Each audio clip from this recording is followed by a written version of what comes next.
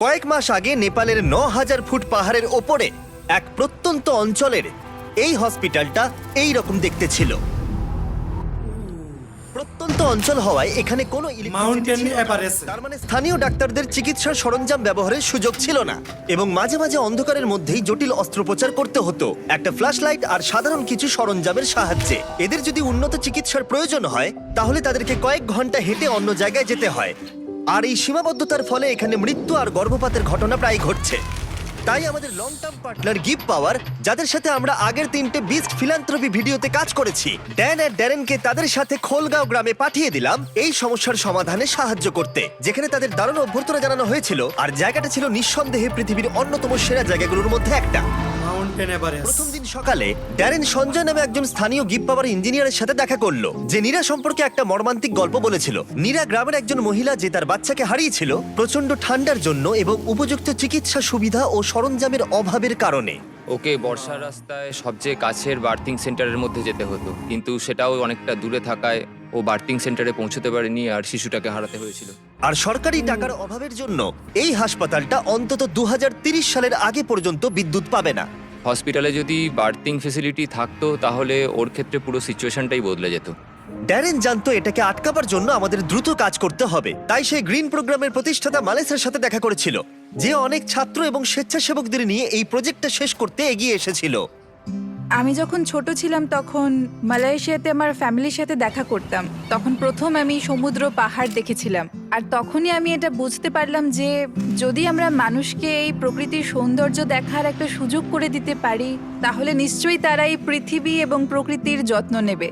তাই আমরা পুরো বিশ্ব থেকে ছাত্রছাত্রীদের নিয়েছি যারা এই ব্যাপারে ভাবে এবং কিছু করতে চায়, এবং যাতে আমাদের ভবিষ্যৎ প্রজন্মের কোনো অসুবিধায় না হয়, তাই আমরা এই পদক্ষেপ নিয়েছি যাতে এই বিশ্বটা আরো অনেক অনেক সুন্দর হয়ে ওঠে। সঞ্জয় এবং মেলিসার সাথে দেখা করার পরে ড্যারেন খুবই উৎসাহিত হয়ে কাজটা শুরু করে দিয়েছিল, সোলার প্যানেল এবং ব্যাটারি ইনস্টল করে হসপিটালে বিদ্যুৎ আনতে, তার সাথে এই সম্প্রদায়ের জন্য আধুনিক সরঞ্জামের ব্যবস্থা করতে, যাতে এটা একটা আধুনিক বার্থ সেন্টার হয়ে ওঠে।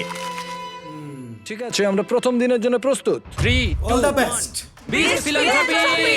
টিমের সবাই এই কাজটার জন্য খুবই এক্সাইটেড ছিল। আমি নিজেও এক্সাইটেড।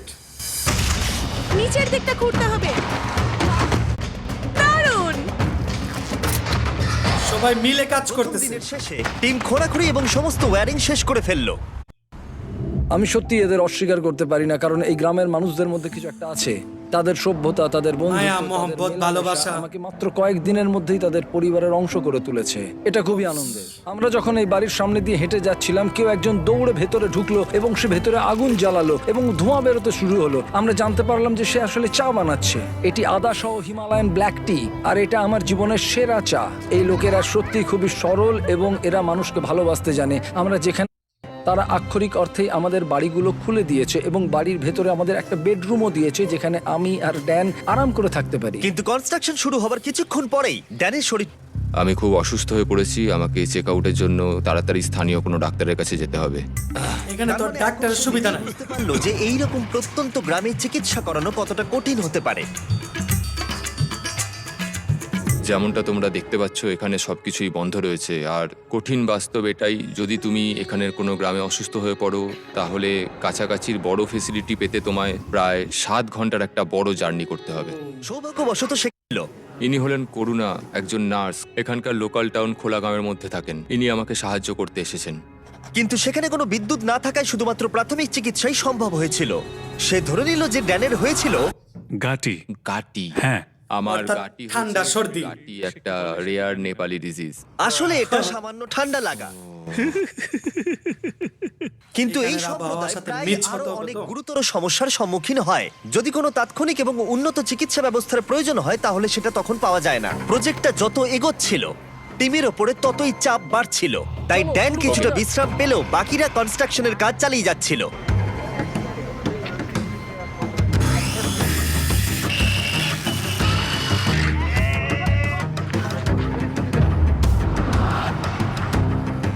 যেহেতু এখন সাপোর্টিং স্ট্রাকচার তৈরি হয়ে গেছিল, তাই আমরা সোলার প্যানেল ইনস্টল করতে শুরু করলাম। টিমের সবার কঠোর পরিশ্রমের জন্য আমাদের কাজ বেশ কিছুটা এগিয়েছিল, তাই ড্যারেন সঞ্জয়ের সম্পর্কে আরো কিছুটা জানলো। যখন আমি আপার হিমালয়ে কাজ করছিলাম আর এখানে যন্ত্রপাতি রিপেয়ারিং এর কাজ করছিলাম, তখন দেখলাম যে এখানে ইলেকট্রিসিটি নেই। আর যখন আমি এখানে এলাম তখন দেখতে পেলাম একটা বাচ্চা একটা কাঠের বক্সের মধ্যে রয়েছে আর পাশে একটা লাইট বাল্ব রাখা রয়েছে যেটা ওকে হিট দিয়ে যাচ্ছে। আর তারপরেই হঠাৎ করে আমার মাথায় একটা আইডিয়া এলো যে এরকম ইকুইপমেন্ট তো আমরাও বানাতে পারি। তারপরেই আমি নেপালে একটা টিম তৈরি করি আর তারপরেই আমরা বানাই একটা বেবি ওয়ার্মার, যেটাকে আমরা নেপালি ভাষায় ন্যানোনানি বলে রাখি, যার মানে হচ্ছে ওয়ার্ম চাইল্ড। ন্যানোনানি এতটা সাকসেস পায় যে তারা ইউএসএ তে পিপল চয়েস অ্যাওয়ার্ডও পায়। আমার কাছে এটা একটা স্বপ্ন পূরণ, কারণ আমার লক্ষ্যই ছিল এই ধরনের একটা ওয়ার্মার তৈরি করা এবং মানুষকে এই ব্যাপারে আরো সচেতন করা, বিশেষ করে এরকম প্রত্যন্ত গ্রামে যেখানে কোনো রকম আধুনিক ফেসিলিটি নেই। জীবন বাঁচানোর ক্ষেত্রে সাধারণ চিকিৎসা সরঞ্জামের গুরুত্ব বুঝতে পেরে ড্যারেন সিদ্ধান্ত নেয় সঞ্জয়কে আরো 10টা বেবি ওয়ার্মার কিনে চমকে দেবে, যাতে সে অন্য সম্প্রদায়কে এর সুবিধাগুলো দিতে পারে। সঞ্জয়, আমি আপনার কাছ থেকে আরো 10টি বেবি ওয়ার্মার কিনতে চাই আর আপনাকে হাসপাতাল বা সম্প্রদায়ের যা কিছু প্রয়োজন তা দিয়ে দিতে চাই। Thank you very much Darren, এটা আমার আর আমার টিমের জন্য অনেক বড় পাওনা। আমি সত্যিই বিশ্বাস করতে পারছি না। শুভকামনা। আর মাত্র একটা দিন বাকি, আমরা কনস্ট্রাকশন শেষ করার খুব কাছাকাছি ছিলাম। সোলার প্যানেল ইনস্টল করে ফেলছে অলমোস্ট। আর পুরো টিম লাস্ট সোলার প্যানেলটা সাইন করলো। ওয়াও, যারা যারা কাজ করছে। হ্যাঁ, ঠিক আছে। আর লাস্ট সোলার প্যানেলটা ড্যারেনই লাগালো। ওয়াও, আমরা একসাথে একটা বিদ্যুৎবিহীন ভাঙা বিল্ডিংকে একটি সম্পূর্ণ চালু হাসপাতালে পরিণত করেছি, যা এই সম্প্রদায়ের 16,000-এরও বেশি মানুষকে পরিষেবা দেবে। আমি সত্যি অনেক কৃতজ্ঞ যে আমরা এখানে আসতে Wow! পেরেছি আর এদেরকে একটা উপহার দিতে পেরেছি, যা আগামী প্রজন্মের কাছে, এই মানুষজনদের কাছে একটা অর্থবহ প্রাপ্তি হয়ে থাকবে।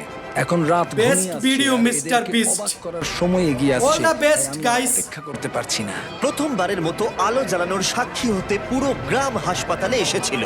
Wow, yes.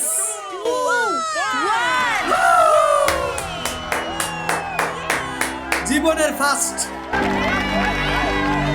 এই নেপালি হিমালয়ে লাইটের আলো জ্বলছে। ওয়াও, একটি সম্প্রদায় সত্যি অনেক সুন্দর একটা ভিডিও ছিল। দেখলো, এটি দেখা যে কি সৌভাগ্যের ব্যাপার তা আমি আজকে অনুভব করলাম। পরের দিন সকালে নীরাকে হাসপাতালে সঞ্জয় আমন্ত্রণ জানালো, যাতে সে তাকে বেবি ওয়ার্মার সহ সমস্ত ইকুইপমেন্ট গুলো দেখাতে পারে। এখন ও খুবই আশাবাদী যে ওর সাথে যা ঘটেছে তার কারোর সাথেই ঘটবে না, আর এখানে বার্থিং ফেসিলিটির জন্য ও খুবই খুশি এবং কৃতজ্ঞ। নমস্কার। লাস্ট সারপ্রাইজ দেওয়ার আগে আমি এই ভিডিওর স্পন্সরকে ধন্যবাদ জানাতে চাই। পৃথিবীর সবথেকে ভালো খাবার এই ফিস্টেবল নয়, কেলগস। শুধু এই সময়ের জন্য, কারণ তারা আমাদেরকে সাহায্য করছে। যখন আমরা সঞ্জয়ের সাথে কথা বলছিলাম তখন আমরা জানতে পারলাম ও নেপালি হয়েও কখনো এভারেস্ট দেখেনি, আর ওর এটা স্বপ্ন ছিল একবার অন্তত এভারেস্ট দেখার। তাই শেষ দিন সকালে আমরা সিদ্ধান্ত নিলাম ওকে সেটা দেখিয়ে আমরা সারপ্রাইজ দেব। আমরা এভারেস্টের এত কাছাকাছি আছি আর সেটা দেখতে না যাওয়াটা দুর্ভাগ্য। আমরা সঞ্জয়কে হেলিকপ্টার যতদূর যেতে পারবে এভারেস্টের সেই উচ্চতায় নিয়ে গেলাম। সেখানে অক্সিজেন খুবই কম থাকায় ড্যান আর সঞ্জয় মাত্র 2 মিনিট থাকার অনুমতি পেল, না হলে তাদের অক্সিজেনের অভাবে হাইপক্সিয়া হয়ে যেত। ড্যারেন আর আমি এখন পৃথিবীর সর্বোচ্চ পয়েন্টে একসঙ্গে রয়েছি। আমি এটা বিশ্বাসই করতে পারছি না। এভারেস্ট দেখে সঞ্জয় আবেগে হাঁটু গেড়ে বসে পড়েছিল।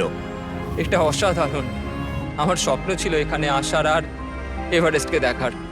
আরো একবার আমি ধন্যবাদ জানাতে চাই গিভ পাওয়ার এবং গ্রিন প্রোগ্রামকে এই প্রজেক্টটাকে সফল করে তোলবার জন্য। স্বাভাবিকভাবে এই প্রজেক্টগুলোর মধ্যে অনেক কিছু থাকে, তাই এগুলো সম্পর্কে আরো কিছু জানতে চাইলে ড্যান কিছু বিহাইন্ড দ্য সিন ভিডিও বানিয়েছে, তোমরা ডেসক্রিপশনের লিংকে ক্লিক করে সেগুলো দেখতে পাবে।